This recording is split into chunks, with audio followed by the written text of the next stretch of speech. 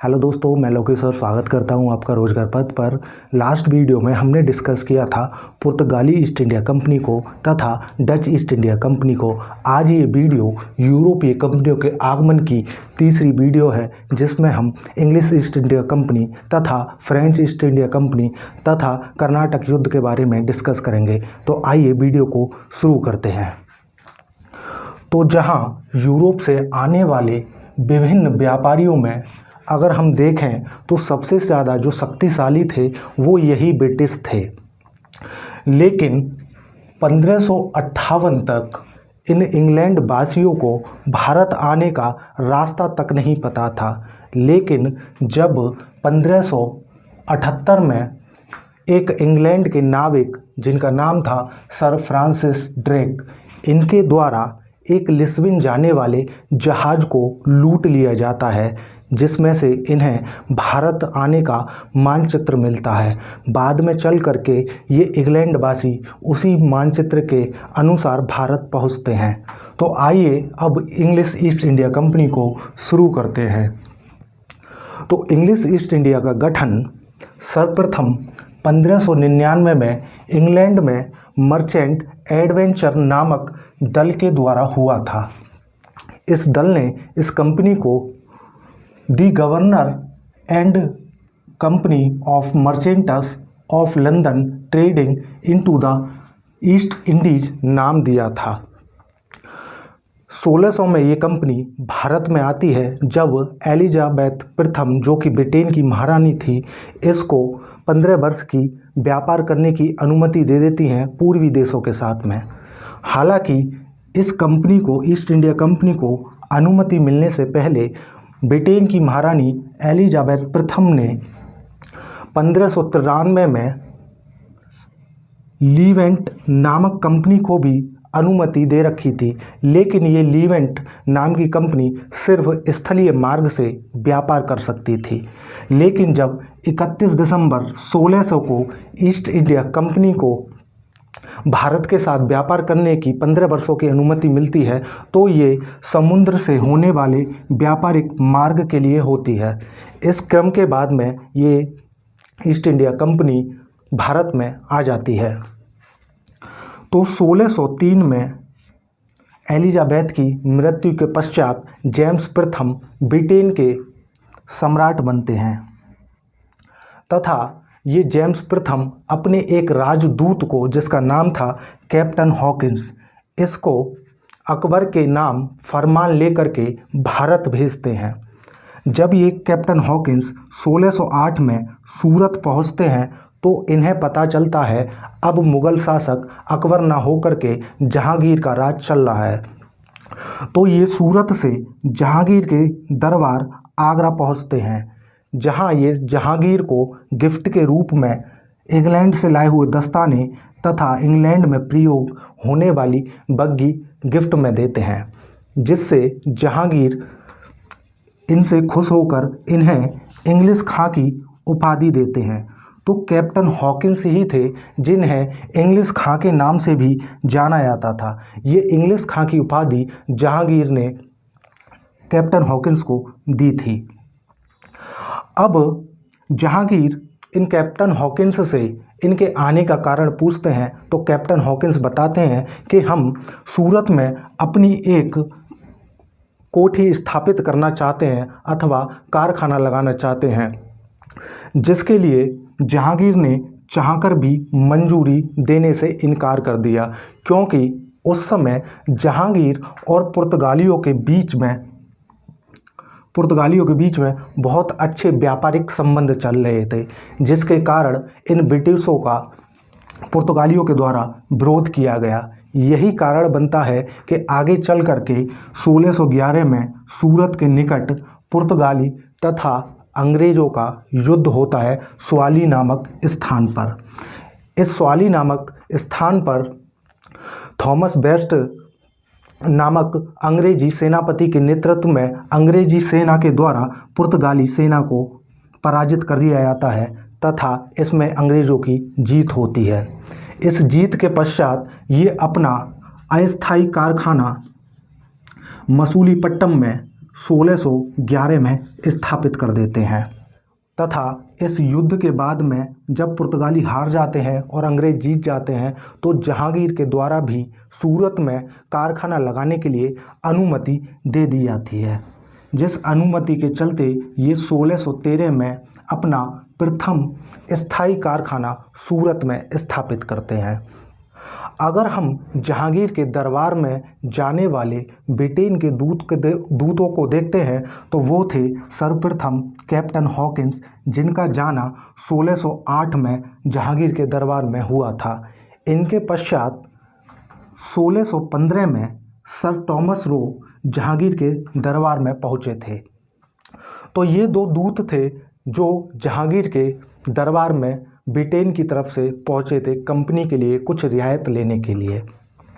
अब आइए आगे देखते हैं। तो 1632 में गोलकुंडा के शासक के द्वारा एक फरमान जारी किया जाता है, जिस फरमान में ईस्ट इंडिया कंपनी को फ्री में भारत में व्यापार करने की अनुमति दी जाती है। अर्थात ये अनुमति गोलकुंडा में व्यापार करने के लिए थी। तो 1632 में गोलकुंडा में ईस्ट इंडिया का व्यापार फ्री में स्थापित हो जाता है। इसके बाद में 1661 में चार्ल्स द्वितीय, जो कि ब्रिटेन के उस समय सम्राट थे, तथा कैथरीन, जो पुर्तगाली राजकुमारी थी, इनका विवाह 1661 में संपन्न होता है।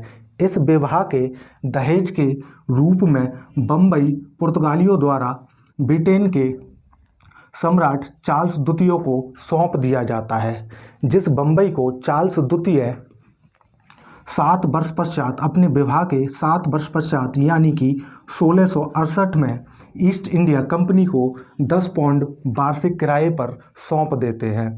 अब ईस्ट इंडिया कंपनी के अधिकार में बम्बई भी आ चुका था। अब आगे देखें तो 1688 में औरंगजेब के द्वारा अंग्रेज़ों को हुगली से बाहर कर दिया जाता है। अगर इसके पीछे का रीज़न देखते हैं तो अंग्रेज़ों के बम्बई के गवर्नर थे उस समय सर जॉन चाइल्ड। इनके द्वारा अंग्रेजी सेना को आदेश दिया गया कि वो मुग़ल बंदरगाहों का घेराव करें तथा अंग्रेजी सेना के द्वारा इसके साथ साथ मक्का जाने वाले यात्रियों को भी बंदी बना लिया गया था, जिसकी वजह से औरंगजेब इन अंग्रेज़ों के खिलाफ़ हो जाते हैं।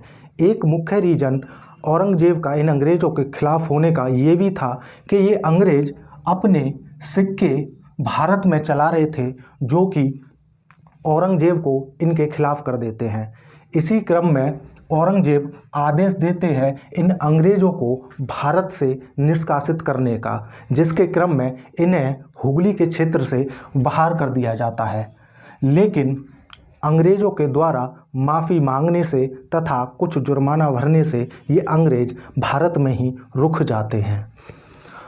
अब अगर 1717 की घटना को देखें तो ये बहुत ही मुख्य घटना थी, जो कि फरुखसियर के दरबार में एक ब्रिटेन दूत जिसका नाम था जॉन सरमन जाते हैं ईस्ट इंडिया कंपनी के लिए रियायतें लेने के लिए। तो ये फरुखसियर एक फरमान जारी करते हैं कंपनी के लिए। उसी फरमान को ईस्ट इंडिया कंपनी का मैग्ना कार्टा या फिर अधिकार पत्र कहा जाता है।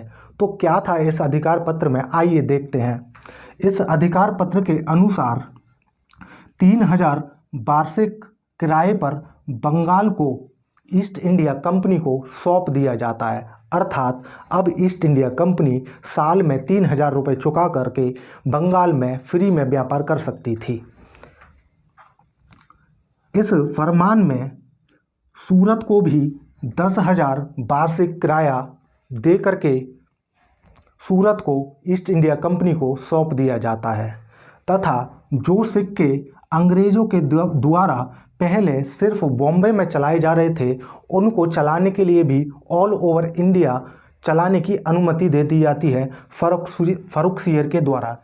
आगे हम फ्रेंच ईस्ट इंडिया कंपनी को तथा कर्नाटक के युद्ध को देखेंगे, जिसमें सबसे ज़्यादा प्रमुख है कर्नाटक का प्रथम युद्ध, जो कि फ्रांसीसियों तथा अंग्रेज के मध्य होता है। 1746 से 1748 तक जो कि चलता है, तथा 1748 में एक्स-ला-शापेल की संधि के द्वारा इसका समापन हो जाता है। तो आइए आगे देखते हैं।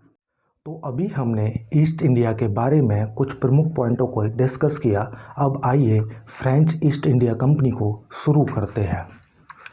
तो फ्रेंच ईस्ट इंडिया कंपनी का गठन लुई 14 के शासनकाल के दौरान उनके मंत्री कालवर्ट के द्वारा हुआ था 1664 में, जिसका नाम कंपनी देस इंडेस ओरिएंटलेस रखा गया था। इसी कंपनी को हम फ्रेंच ईस्ट इंडिया कंपनी के नाम से भी जानते हैं, जिसका गठन 1664 में किया गया था। इन फ्रेंचों के द्वारा अगर हम प्रथम कारखाना इनका स्थापित देखते हैं तो वो इनके द्वारा 1668 में इनकी स्थापना के 4 वर्ष पश्चात सूरत में किया जाता है, जबकि फ्रेंच के द्वारा दूसरी कोठी लगाई जाती है मसूलीपट्टनम में 1669 में।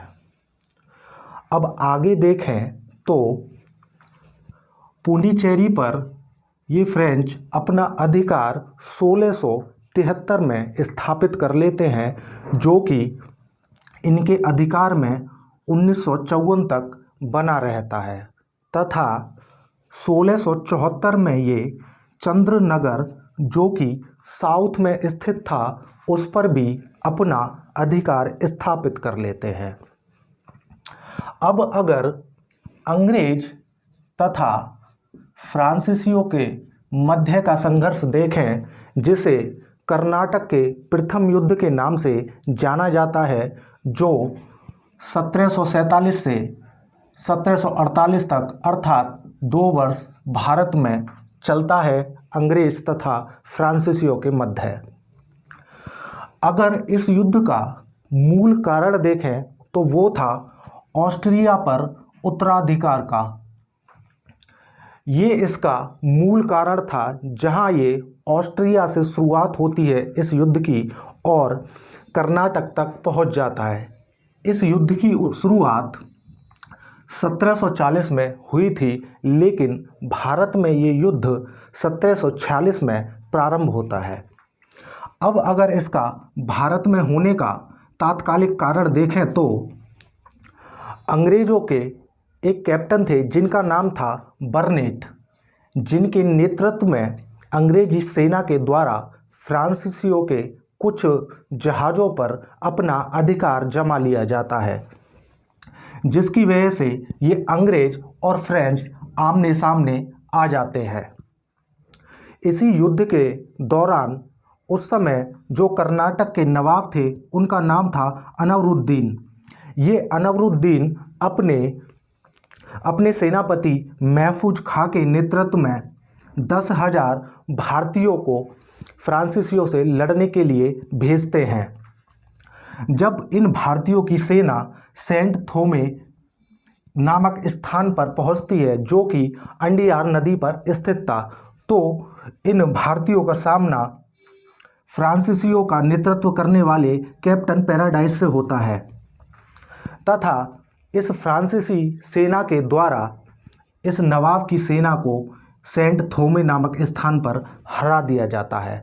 तो ये था कर्नाटक का प्रथम युद्ध जो फ्रेंच तथा अंग्रेज़ों के मध्य हुआ था, जिसका तत्कालिक कारण अंग्रेज़ों के द्वारा फ्रांसीसी जहाज़ों पर कब्जा करना था।